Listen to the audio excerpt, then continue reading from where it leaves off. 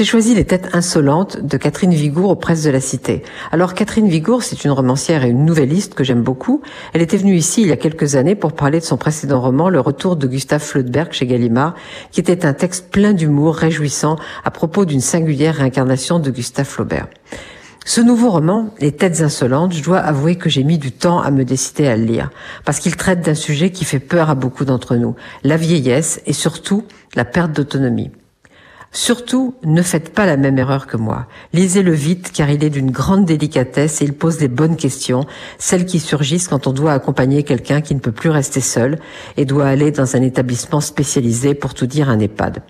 Donc Chloé, la narratrice, elle a la trentaine. Son père est parti quand elle est née. Sa mère est morte d'un accident de vélo quand elle avait 7 ans. Elle a été élevée par sa grand-mère, qui ne voulait pas qu'on l'appelle Mamie, mais Majo, contraction d'un prénom qu'elle n'aimait pas.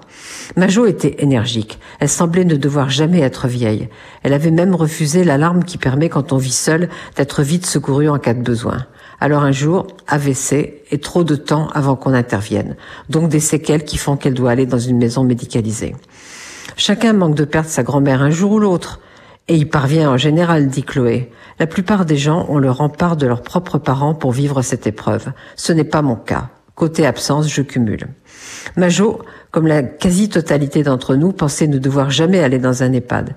Catherine Vigour montre avec une grande justesse et une délicatesse extrême ce qui se passe dans ce lieu où on est pris en charge, parfois trop, parfois mal.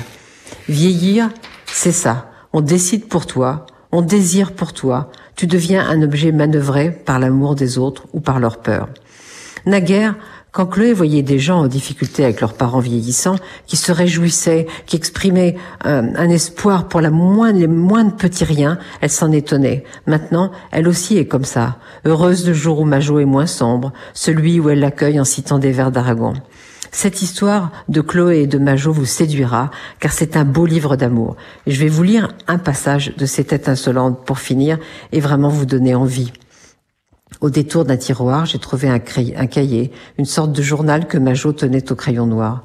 La dernière page datait de juillet. Il fait bon. La nuit, je laisse la fenêtre ouverte. J'aime sentir l'air qui monte du square, mais je suis triste. Ça ne me plaît pas de vieillir. Tout me fatigue. J'ai le nez et la bouche secs.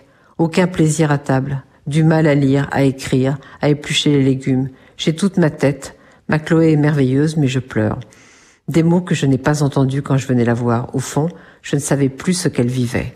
Alors ça s'appelle donc Les Têtes insolentes, c'est Catherine Vigour, c'est aux Presses de la Cité et c'est un livre que vous n'oublierez pas.